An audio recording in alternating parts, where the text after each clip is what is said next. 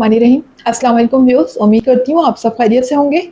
आपको अपने channel miss Hina में वेलकम कहती हूँ। तो क्लास हम लोग का class 10 maths and text book board chapter number 21 partial fraction continue है, जिसकी आज हम एक्सरसाइज 21.1 का क्वेश्चन नंबर 4 स्टार्ट करने जा रहे हैं। इससे पहले क्वेश्चन नंबर 3 तक कंप्लीट करवा चुकी हूँ।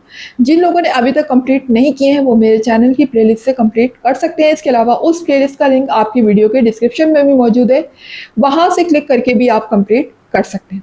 तो चलिए फिर स्टार्ट करते हैं आज क्वेश्चन नंबर 4।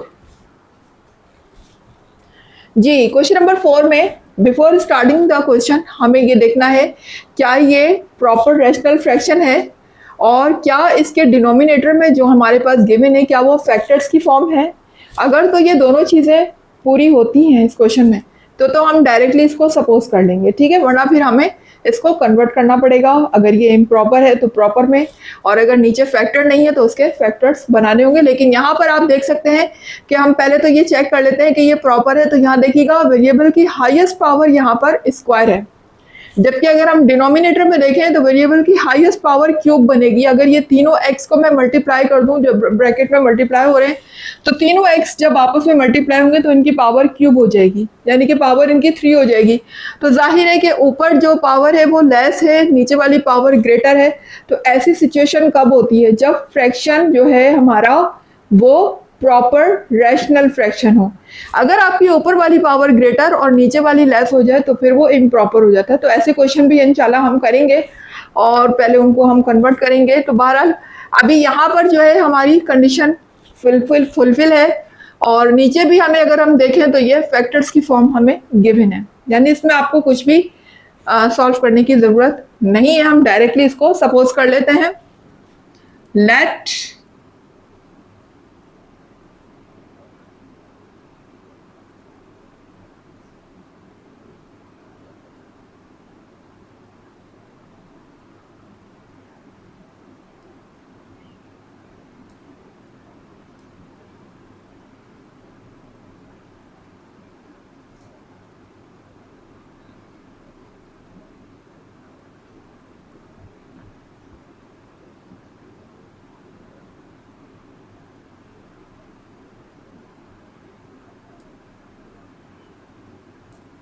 जी, तो अब आप देख सकते हैं नीचे हमारे पास कितनी ब्रैकेट हैं। डिनोमिनेटर में 1 2 3 ब्रैकेट्स हैं। तो हम इसको A1 A2 और A3 के नाम से यहाँ पर सेपरेट कर लेंगे ब्रैकेट्स को, ठीक है। और न्यूमिनेटर से हमारा कोई काम नहीं है, ये मैंने आपको कल भी बताया था। सिर्फ और सिर्फ हम किसको देखते हैं यहाँ पर? डिनोमिनेटर को। तो हर ब्रैकेट के लिए हम अलग अलग नाम देंगे। फर्स्ट ब्रैकेट के लिए हम कहेंगे A1, न्यूमिनेटर में हम लिखेंगे A1 अपॉन x+4। फिर सेकेंड ब्रैकेट के लिए हम नाम देंगे A2 का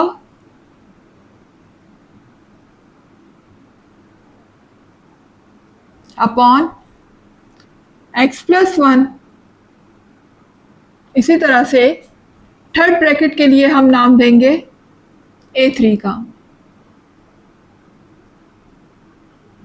अपॉन में हमारी थर्ड ब्रैकेट आ जाएगी जो कि है 2x - 1। इस तरीके से देख सकते हैं आप तीनों ब्रैकेट्स के लिए हमने न्यूमिनेटर अलग अलग सपोज कर लिया, A1 A2 और A3 के नाम से। इसको हम नाम दे देंगे इक्वेशन 1 का, ठीक है। ये हमारी क्या है? इक्वेशन 1। जी, अब नेक्स्ट स्टेप में क्या करते हैं? हम एलसीएम लेंगे, और एलसीएम हमेशा किसका आता है? डिनोमिनेटर का आता है। तो डिनोमिनेटर का एलसीएम हम ले लेंगे, तो तीनों ब्रैकेट ही हमारी एलसीएम में आ जाएंगी।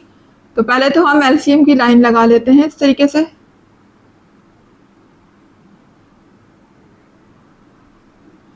ये हो जाएगा x+4, ठीक है। तीनों ब्रैकेट को हम ले लेंगे एलसीएम में, x+1 और 2x - 1। जी, अब एलसीएम इसका लेने का क्या प्रोसीजर होगा ये देख लीजिए। यहां पर आप देख सकते हैं A1 के नीचे क्या लिखा हुआ है? x+4, ठीक है। तो अब इसका एलसीएम किस तरह लेंगे? देखिए x+4 जो है वो x+4 से सबसे पहले क्या हो जाएगा? कैंसिल हो जाएगा। ये भी एक तरीका है। या फिर आप ये कह सकते हैं कि A1 के पास एक x+4 मौजूद है, जो इसके पास मौजूद नहीं है, यानी कि ये दो ब्रैकेट इसके पास नहीं है, तो ये दो ब्रैकेट A1 से क्या हो जाएंगी, मल्टीप्लाई हो जाएंगी। ठीक है, या सिंपल आप ये कर सकते हैं अपने माइंड में x+4 से x+4 को कैंसिल कर दें। कैंसिल करने के बाद जाहिर है आपके पास रिमेनिंग ये दो ब्रैकेट बचेंगी, तो जो दो ब्रैकेट आपके पास यहाँ रिमेनिंग होंगी वो किससे मल्टीप्लाई हो जाएंगी, A1 से। तो हम A1 से इन दो ब्रैकेट को मल्टीप्लाई कर लेते हैं।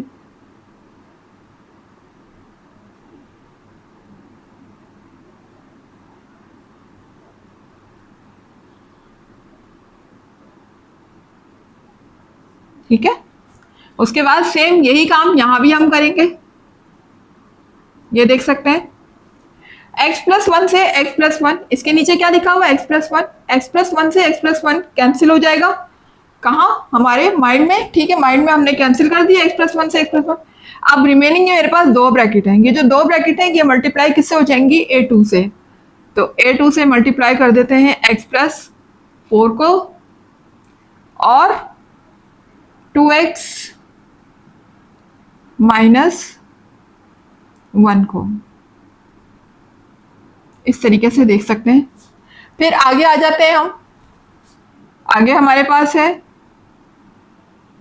A3। ठीक है, A3 के नीचे क्या लिखा हुआ है, कौन सी ब्रैकेट लिखी हुई है, 2x - 1।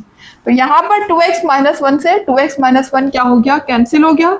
हमने अपने माइंड में इसको कैंसिल कर दिया इस ब्रैकेट को। अब कौन सी रिमेनिंग दो ब्रैकेट मेरे पास रह गई हैं, x+1 और x+4।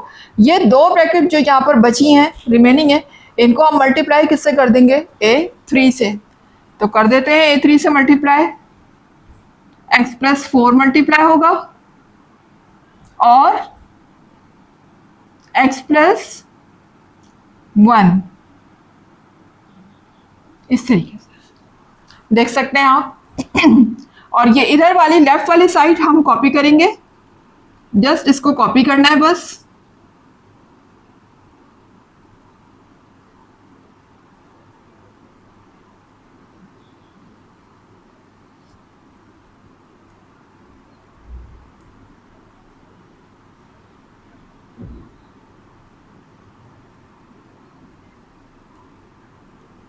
जी, अब मैंने आपसे ये कहा था कि क्लास के देखें यहाँ पर ये पूरी टर्म्स क्या हो रही है, इसके इस फ्रैक्शन से डिवाइड हो रही है। ठीक है ना, तो अगर हम इसको इज इक्वल टू के इस तरफ लेकर जाते हैं तो ये वाली जो टर्म है ये यहाँ आने के बाद मल्टीप्लाई हो जाएगी, और मल्टीप्लाई होगी तो जाहिर है ये डिनोमिनेटर में लिखा हुआ है, ये यहाँ पर न्यूमिनेटर में आ जाएगा, तो दोनों एक दूसरे से क्या हो जाएंगे, कैंसिल हो जाएंगे। तो वो स्टेप हम नहीं कर रहे, हम डायरेक्टली भी इनको कैंसिल कर सकते हैं। ठीक है ना, तो आप डायरेक्टली यहाँ पर इसको इससे कैंसिल कर सकते हैं। ये दोनों क्या हो गए, आपस में कैंसिल हो गए। अब मेरे पास यहाँ रिमेनिंग क्या रह गया, 3 2x² - 8x - 1 is equals to A1 x+1 2x - 1 plus A2 x+4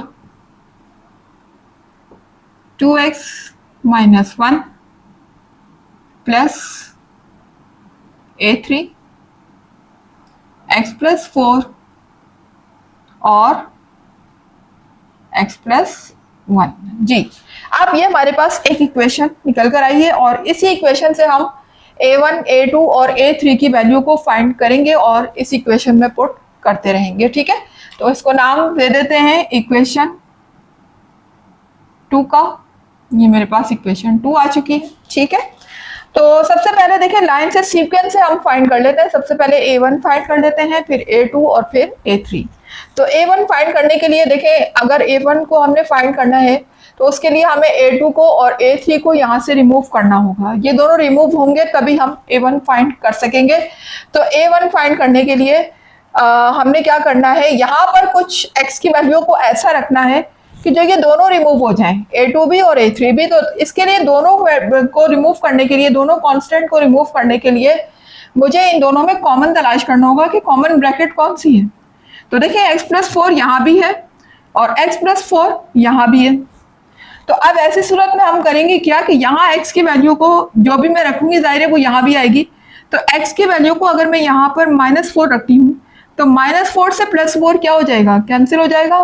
cancel हो जाएगा तो ये ब्रैकेट 0 बन जाएगी।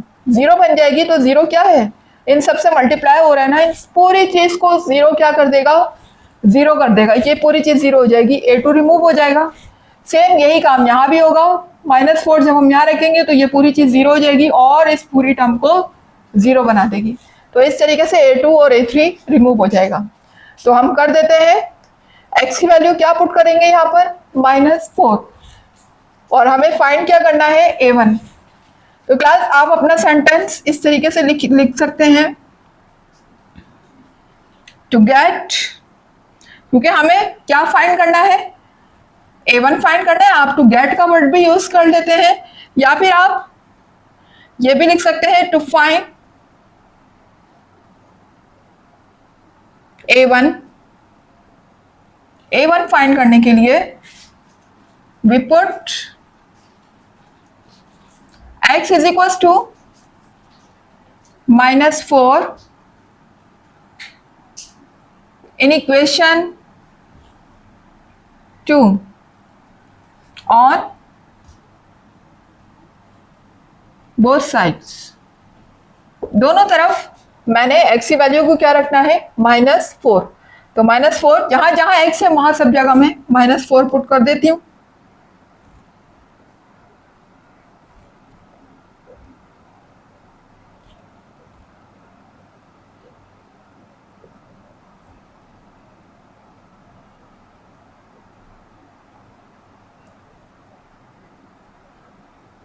क्योंकि राउंड ब्रैकेट ऑलरेडी अंदर आ रही है तो हम बाहर कर्ली ब्रैकेट का यूज कर लेते हैं यहाँ पर। अब देखिएगा जहां जहां भी x है वहां मैं क्या रखूंगी, -4। यहां आ जाएगा -4, आगे लिखा हुआ है +1, फिर यहां आ जाएगा -4, -1 है, फिर उसके बाद यहां देखिएगा -4 +4, x की प्लेस में हम फिर रखेंगे -4 -1। सेम यही काम आगे भी हो जाएगा, x की प्लेस में -4 +4 -4 +1। ये देख सकते हैं जहां जहां भी x था वहां पर मैंने कौन सी वैल्यू पुट कर दी है, -4। अभी हम क्या फाइंड करने जा रहे हैं, A1। ठीक है ना, ये बात आपने ऊपर मेंशन कर दी कि A1 फाइंड करने के लिए हमें x की वैल्यू को ये रखना होगा, तभी हम A1 फाइंड कर सकेंगे। तो क्लास अब हम इसको सॉल्व कर लेते हैं। तो देखिएगा यहाँ पर ये 3 है, ये क्या हो जाएगा, 4 को जब हम 2 टाइम मल्टीप्लाई करेंगे तो 4 4 16 हो जाएगा। और चूंकि बाहर पावर इवन लगी हुई है, अंदर माइनस साइन है, तो आपको पता है इवन पावर क्या करती है, माइनस साइन को रिमूव कर देती है। तो यहाँ पर माइनस साइन रिमूव हो जाएगा और 4 4 16 हो जाएगा। और 16 को जब हम 2 से मल्टीप्लाई करेंगे तो 16 2 होता है 32। डायरेक्टली मैं यहाँ पर लिख देती हूँ, ठीक है। उसके बाद ये देखिए माइनस माइनस प्लस हो जाएगा, 8 4 32, आगे लिखा हुआ है -1। यहां देखिएगा ये माइनस का 4 है, ये प्लस का 1 है, दोनों के साथ डिफरेंट साइन है, सब्ट्रैक्शन होगी। 4 में से 1 को माइनस करेंगे, बचेगा यहाँ पर 3, लेकिन साथ किसका आएगा साइन, माइनस का, बिकॉज ग्रेटर नंबर के साथ माइनस साइन लगा हुआ है। यहां देखिएगा 2 4 8 और माइनस प्लस माइनस हो जाएगा, आगे लिखा हुआ है -1 प्लस। अच्छा अब देखिए क्लास यहां पर क्या होगा, ये -4 ये +4 कैंसिल हो गए, ये क्या हो गया 0 हो गया। और जब ये 0 हो जाएगा तो इस ब्रैकेट से मल्टीप्लाई होगा तो फिर क्या होगा 0 हो जाएगा, यानी A2 किससे मल्टीप्लाई होगा, जीरो से होगा। ठीक है, A2 किससे मल्टीप्लाई हो गया, जीरो से हो गया, क्योंकि ये चीज जीरो बन चुकी है और जो जीरो बन गई तो जीरो किसी भी चीज से मल्टीप्लाई होता है तो उसको क्या बना देता है, जीरो बना देता है। तो A2 को हमने मल्टीप्लाई किससे कर दिया, जीरो से। सेम यही काम यहाँ भी होगा, ये कैंसिल हो गए, +4 -4 जीरो हो गया। अब जीरो हो गया तो देखें फिर A3 भी किससे मल्टीप्लाई होगा, यकीनन जीरो से होगा, क्योंकि इसने इस ब्रैकेट को भी क्या बना दिया है, जीरो। जी अब जरा देखिएगा यहाँ पर हमने इनको सिंप्लीफाई करना है। कैसे करेंगे देखें, यहां पर अगर हम 32 और 32 को प्लस करते हैं तो ये हो जाता है 64, और 64 में से जब मैं माइनस करूंगी 1 को तो ये हो जाएगा 63। ठीक है, आगे देख लेते हैं। A1 ये -3 है और ये भी माइनस का है, ये भी माइनस का है, 8 भी माइनस का, 1 भी माइनस का, दोनों के साथ माइनस साइन है, इसका मतलब दोनों क्या होंगे, प्लस होंगे। माइनस माइनस प्लस होगा लेकिन साइन माइनस का रहेगा, ये बात पता है आपको। 8 + 1 हो जाएगा 9, लेकिन 9 के साथ साइन हम माइनस का लगाएंगे। अच्छा, अब ये दोनों तो जीरो हो चुके हैं, ये भी जीरो हो गया, ये भी जीरो हो गया, तो इनको लिखने की जरूरत नहीं है। सिर्फ आपको मेंशन यहाँ पर इसलिए करके दिखा दिया जीरो कि चूंकि जब जीरो A1 से A2 से मल्टीप्लाई होगा तो ये इसको जीरो कर देगा, इसी तरह इसको भी जीरो कर देगा। ये दोनों तो अब जीरो हो चुके हैं ना, रिमूव हो चुके हैं, अब इनको लिखने की जरूरत नहीं है। हमारा काम सिर्फ और सिर्फ किससे है, A1 से है।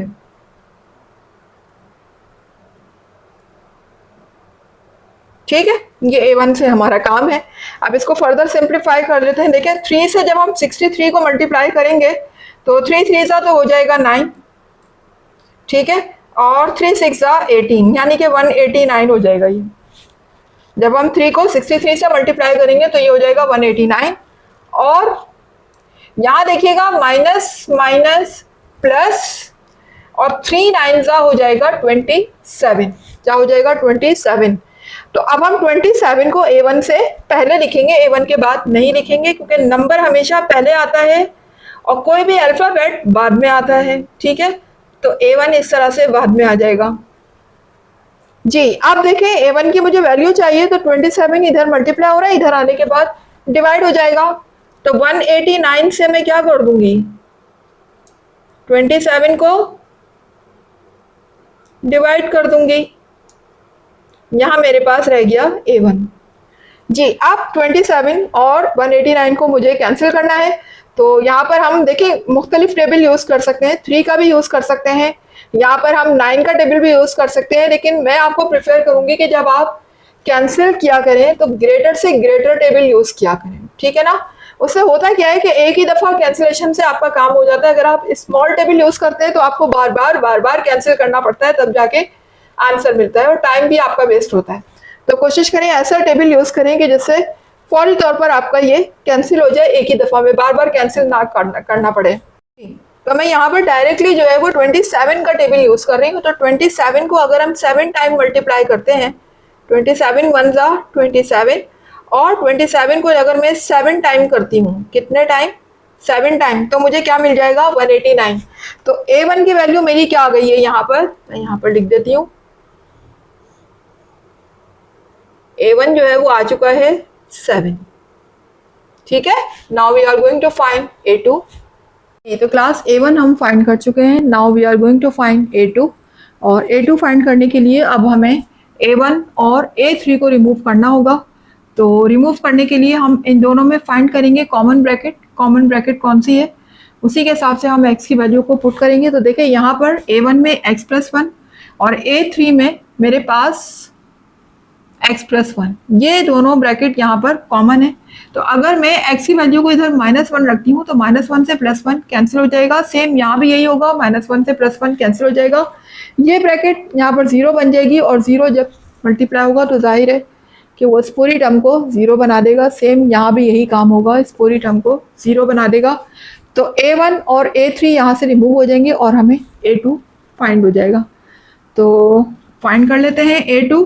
लिखिएगा, to find A2 we put x is equals to -1 in equation 2 on both sides। जी, जहां जहां x है वहां मैं क्या पुट कर दूंगी, -1।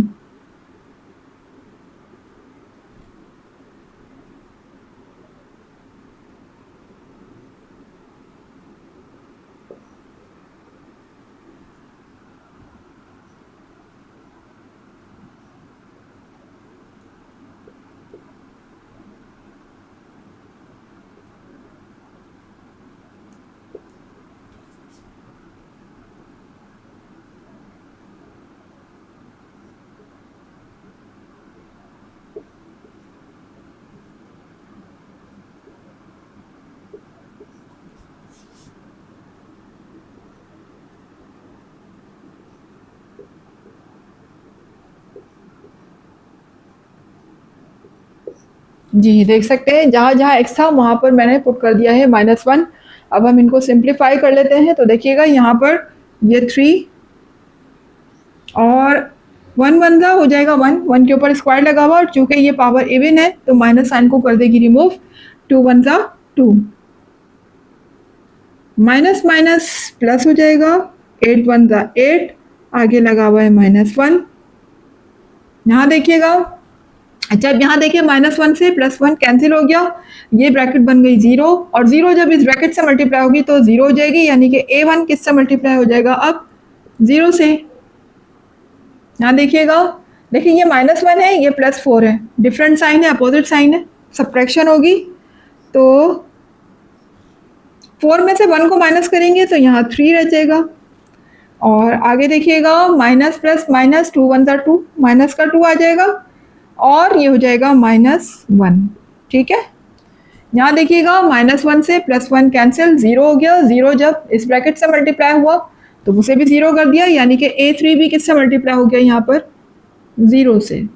ठीक है, अब जरा देखिएगा, इनको हम सिंप्लीफाई कर देते हैं, 2 + 8 मेरा हो जाएगा 10 और 10 में से 1 को माइनस करेंगे तो ये हो जाएगा 9 और 9 के साथ साइन प्लस का आएगा क्योंकि ग्रेटर नंबर के साथ प्लस साइन लगा हुआ है। अब देखिएगा यहाँ पर ये 0 है, जब ये a1 से मल्टीप्लाई होगा तो ऑफ कोर्स ये 0 हो जाएगा, तो 0 लिखने की हमें ज़रूरत ही नहीं है, हम सिर्फ किसको कंसीडर करेंगे, a2 को। तो a2 को देखें, यहाँ पर ये 3 है और ये मल्टीप्लाई जब हम इनको आपस में प्लस करेंगे, चूँकि ये माइनस माइनस प्लस हो जाएगा लेकिन साइन माइनस करेगा तो 2 1, 2 में जब 1 प्लस करेंगे तो 2 + 1 हो जाएगा 3 और साथ में आएगा माइनस साइन। और यहाँ पर चूँकि ये 0 हो चुका है तो अब इसको लिखने की ज़रूरत नहीं है। ठीक है, ये हो जाएगा 3 9 are 27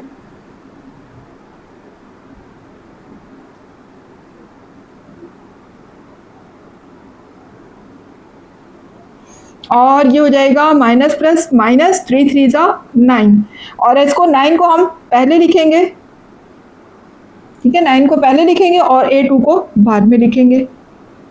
जी, अब मुझे a2 की वैल्यू फाइंड करनी है तो 9 इधर मल्टीप्लाई हो रहा है, इधर आने के बाद डिवाइड हो जाएगा, ये देख सकते हैं ये डिवाइड हो गया और अब हम इनको कैंसिल कर देते हैं, 9 1 जा 9, 9 3 जा 27, तो a2 की वैल्यू मेरे पास क्या आ चुकी है, -3। देखिए माइनस साइन भी है, वो कैंसिल नहीं हुआ, माइनस लगाना नहीं भूलिएगा। तो a2 की वैल्यू मेरे पास यहाँ पर -3 आ चुकी है। अब हम फाइंड कर लेते हैं a3। जी, तो क्लास अब हम फाइंड करने जा रहे हैं a3, a1 और a2 आपके सामने फाइंड कर चुके हैं। Now we are going to find a3। a3 find करने के लिए अब हमें a1 और a2 को रिमूव करना होगा यहाँ से। तो रिमूव करने के लिए सबसे पहले हम देख लेते हैं कि इन दोनों में कॉमन ब्रैकेट कौन सी है। तो आप देख सकते हैं 2x - 1 यहाँ भी है, 2x - 1 यहाँ भी है, दोनों में कॉमन है। अब मुझे x की वैल्यू को यहाँ ऐसा पुट करना है, इन दोनों में जाहिर है कि ये भी कॉमन है, x की वैल्यू को ऐसी पुट करना है कि ये ब्रैकेट 0 हो जाए। तो अब मैं ऐसा क्या रखूँ x की प्लेस में कि ये 1 बन जाए, तो जब ये प्लस का 1 बनेगा तभी तो -1 से कैंसिल होगा, तो ये ब्रैकेट 0 हो जाएगी। तो ऐसी सूरत में मुझे यहाँ पर, अब यहाँ पर सिंपल x अकेला तो है नहीं कि मैं सिर्फ यहाँ 1 रखूँ और 1 और -1 कैंसिल होकर 0 हो जाए। देखिए साथ में 2 भी लगा हुआ है, तो मुझे ऐसे नंबर को यहाँ पर रखना है कि वो 2 से कैंसिल भी हो जाए और साथ में 1 भी आ जाए। तो जाहिर है कि मैं यहाँ पर x की प्लेस में 1/2 रखूंगी। तो 1/2 रखने से होगा क्या कि वो 2 डिनोमिनेटर वाला 2 इस न्यूमिनेटर वाले 2 से कैंसिल हो जाएगा और यहाँ पर 1 आ जाएगा प्लस का, और 1 से -1 कैंसिल हो जाएगा इजीली। तो हम x की वैल्यू को यहाँ पर रख देते हैं 1/2। ये लिख दीजिएगा। To find A3 we put x is equals to 1/2 in equation 2 on both sides। जी, हर जगह जहाँ जहाँ x है वहाँ पर 1/2 रख देते हैं।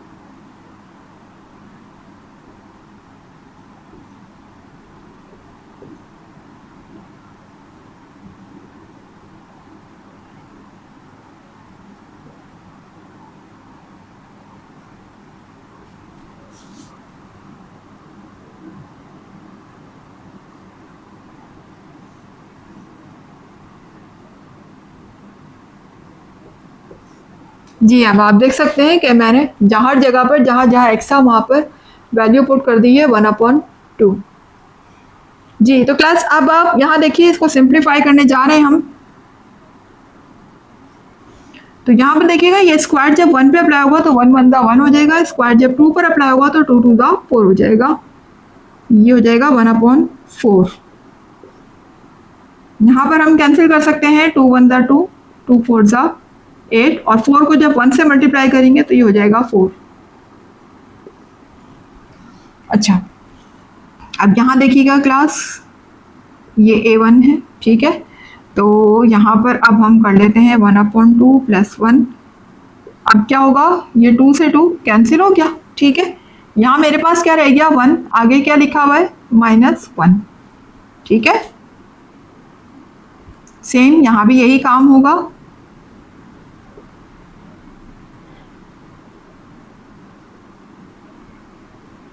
यहाँ भी 2 से 2 कैंसिल हो गया। फिर मेरे पास यहाँ क्या रह गया, 1, आगे लिखा हुआ है -1। और क्लास यहाँ देखिएगा, यहाँ पर हम लेंगे एलसीएम। क्यों लेंगे, क्योंकि बीच में प्लस साइन लगा हुआ है। गलती से भी इसको कैंसिल नहीं कर दीजिएगा कि 2 1 दा 2, 2 2 दा 4। कभी भी जब बीच में प्लस या माइनस का साइन होते हैं तो कैंसिलेशन कभी भी नहीं होती। उसका हम क्या लेते हैं, एलसीएम लेते हैं। तो एलसीएम हमेशा डिनोमिनेटर का आता है। तो देखिए, इसके डिनोमिनेटर में तो कोई भी नंबर नहीं है ना, 4 के नीचे। तो हम सपोज कर लेते हैं कि 4 के नीचे क्या लिखा हुआ है, 1 लिखा हुआ है, ठीक है। क्या लिखा हुआ है, 1 है। इसी तरह यहाँ भी देख लें, कोई नहीं है डिनोमिनेटर में, तो हम सपोज कर लेते हैं कि इसके नीचे 1 लिखा हुआ है, ठीक है जी। अब हमने एलसीएम किसका लेना होता है, डिनोमिनेटर का। तो 2 और 1 का एलसीएम जब हम लेंगे तो जाहिर है कि 2 ही आएगा। तो हमने 2 एलसीएम लिया इसका, ठीक है। अब मुझे क्या करना है, जब हमने नंबर का एलसीएम ले लिया, 2 आ गया, तो अब हम ये करेंगे कि यहाँ पर 2 का टेबल पढ़ेंगे, इतना कि 2 मिल जाए मुझे। तो 2 को 1 टाइम करने पर क्या आता है, 2। 1 टाइम मल्टीप्लाई करते हैं तो 2 आता है। 2 1 ज़ा 2। कितने टाइम मल्टीप्लाई किया है मैंने, 1 टाइम, ठीक है। तो सेम न्यूमिनेटर को भी मैं कितने टाइम मल्टीप्लाई करूंगी, 1 टाइम। तो 1 1 ज़ा 1 हो जाएगा। अच्छा, यहाँ भी आप देख सकते हैं कि डिनोमिनेटर में क्या लिखा हुआ है, 1। अब 1 के टेबल को इतना पढ़ें कि 2 आ जाए। तो 1 को 2 टाइम अगर हम मल्टीप्लाई करते हैं तो 1 2 ज़ा 2 हो जाता है, ठीक है ना। वैसे तो एलसीएम आपको लेना आता ही है, लेकिन चलें बता रहे हैं। बहरहाल ये मैं पहले भी सिखा चुकी हूँ। अब देखिए नीचे अगर मैंने डिनोमिनेटर को 2 से मल्टीप्लाई किया है तो इसका न्यूमिनेटर भी किससे मल्टीप्लाई हो जाएगा, 2 से मल्टीप्लाई हो जाएगा, ठीक है। तो 4 2 सा 8 हो जाएगा, यहाँ आ जाएगा +8। यहाँ देखिएगा आप, यहाँ भी एलसीएम देखें 2 और 1 का एलसीएम अगर हम लेंगे तो 2 ही आ जाएगा। अब नीचे मुझे 2 का टेबल इतना पढ़ना है कि मुझे 2 मिल जाए, तो 2 को मैं मल्टीप्लाई किससे करूंगी, 1 से करूंगी। अगर मैंने डिनोमिनेटर को 1 से मल्टीप्लाई किया है तो सेम न्यूमिनेटर भी किससे मल्टीप्लाई हो जाएगा, 1 से, ठीक है। इसी तरह से यहाँ देखिएगा नीचे 1 लिखा हुआ है, ठीक है। और 1 को अगर मैं 2 से मल्टीप्लाई करती हूँ, क्योंकि मुझे 1 को इतना मल्टीप्लाई करना है कि मुझे 2 मिल जाए, एलसीएम लाना होता है बेसिकली हमें। तो 1 को 2 से मल्टीप्लाई करने पर मुझे क्या मिलता है, 2 1 2 सा 2। तो इसका जो न्यूमिनेटर है वो भी किससे मल्टीप्लाई हो जाएगा, 2 से मल्टीप्लाई हो जाएगा, ठीक है। ये था मेरा एलसीएम लेने का तरीका। और ये 1 जब 1 से मल्टीप्लाई होगा तो 1 हो जाएगा। इसी तरह से 1 2 से मल्टीप्लाई हो जाएगा तो 2 हो जाएगा। उम्मीद है कि यहाँ तक आपको समझ आ रहा होगा क्लास। अब जरा यहाँ देखिएगा, कैंसिल हो जाएगा, 2 1 सा 2, 2 2 सा 4। यहाँ मेरे पास क्या रह गया, 1/2 रह गया। और इन दोनों को हम सिंप्लीफाई कर देंगे, -4 और -1 दोनों ऐड हो जाएंगे, माइनस माइनस प्लस, तो ये हो जाएगा -5, साइन माइनस का रहेगा, ठीक है। अच्छा अब देखें यहाँ पर ये प्लस का 1 है और ये माइनस का 1 है, ये कैंसिल हो गए, ये ब्रैकेट क्या हो गई, 0 हो गई।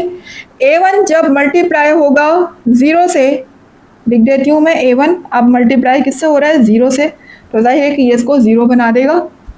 इसी तरह से यहाँ देखिएगा 1 से 1 कैंसिल हो गया, ये प्लस का 1 -1, ये ब्रैकेट 0 हो गई। 0 जब इस ब्रैकेट से मल्टीप्लाई हुआ तो इसको 0 बना दिया। तो a2 अब किससे मल्टीप्लाई होगा, 0 से, ठीक है। इसी तरह यहाँ देखिएगा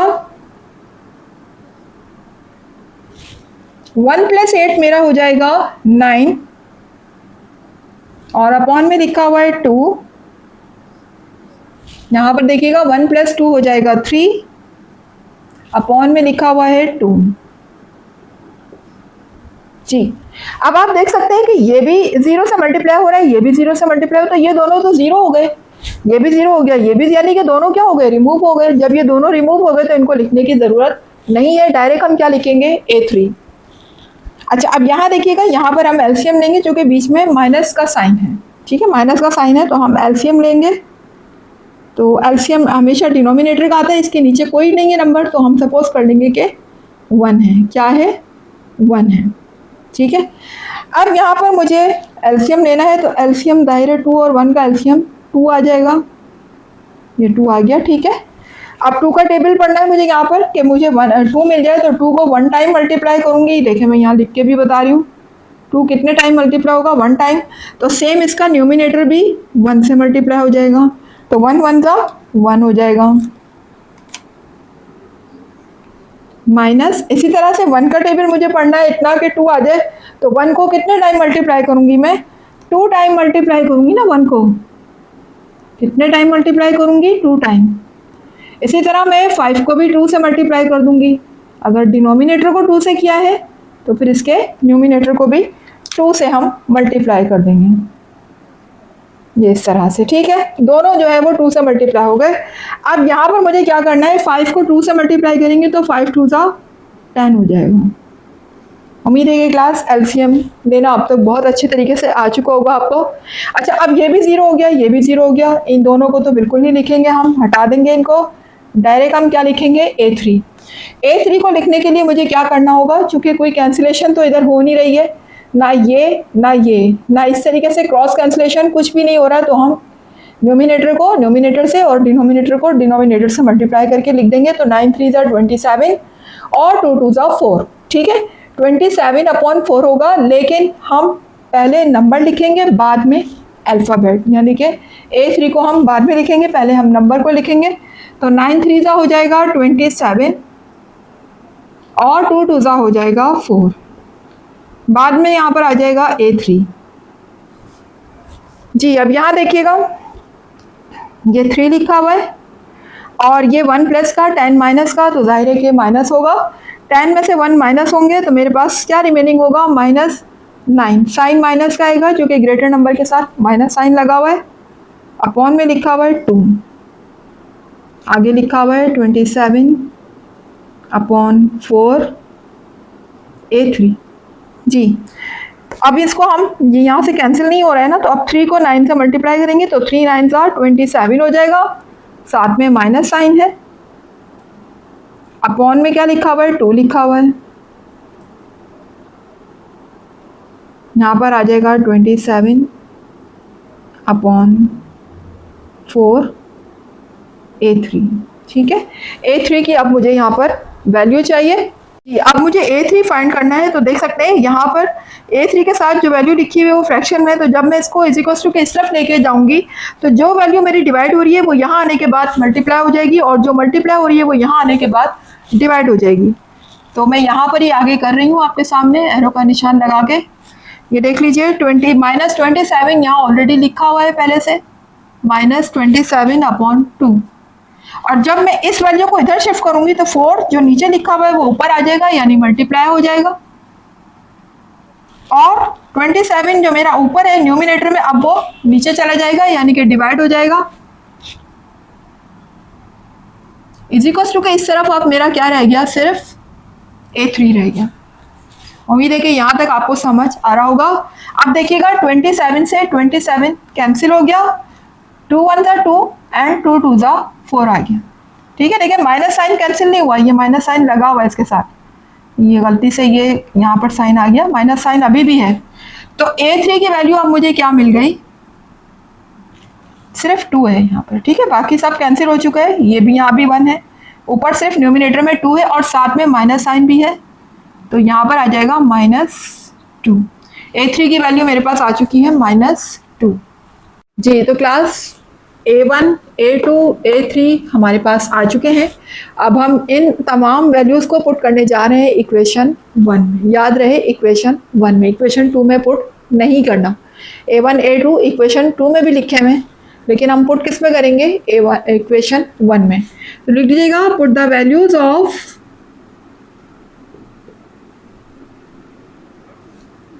A1, A2 and A3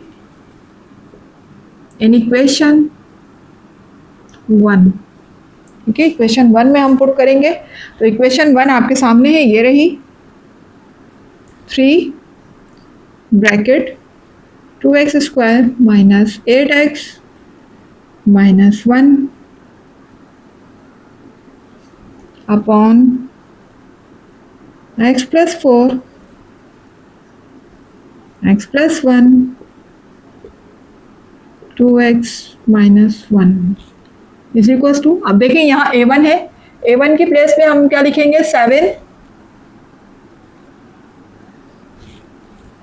upon में लिखा हुआ है x + 4।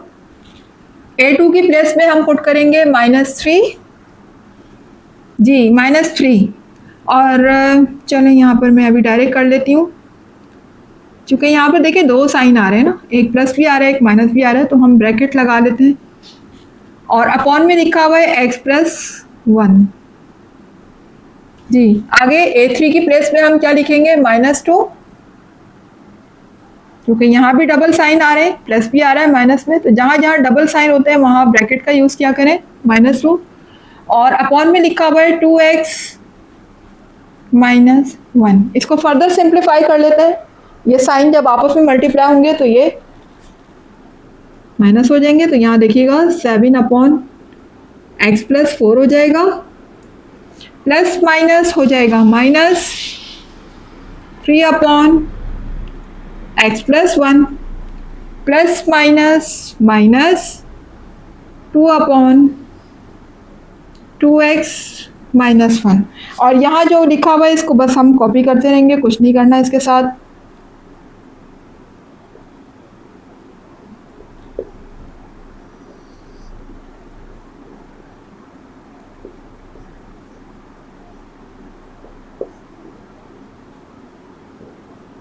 जी, तो क्लास यहाँ पर मेरा कंप्लीट हो चुका है क्वेश्चन नंबर 4। उम्मीद है कि क्लास आपको समझ आ रहा होगा, यही मेरा आंसर है। तो अगर आपके कॉन्सेप्ट क्लियर हो रहे हैं और कुछ समझ आ रहा है, कुछ सीख रहे हैं मेरी वीडियो से, तो फिर वीडियो को लाइक ज़रूर कीजिएगा। अपना कमेंट ज़रूर दिया करें, फीडबैक दिया करें कि आपको वीडियो कैसी लग रही है, कहाँ तक कॉन्सेप्ट क्लियर है। इसके अलावा वीडियो को जितना ज़्यादा हो सके शेयर भी किया करें। वीडियो को लाइक कीजिए, चैनल को सब्सक्राइब करके बेल आइकन को ज़रूर हिट कीजिएगा ताकि हर नई आने वाली वीडियो का नोटिफिकेशन आपको टाइम पर मिलता रहे। मुझे दीजिएगा इजाज़त, इंशाल्लाह मिलते हैं इसके नेक्स्ट क्वेश्चन के साथ। जब तक के लिए अल्लाह हाफिज़।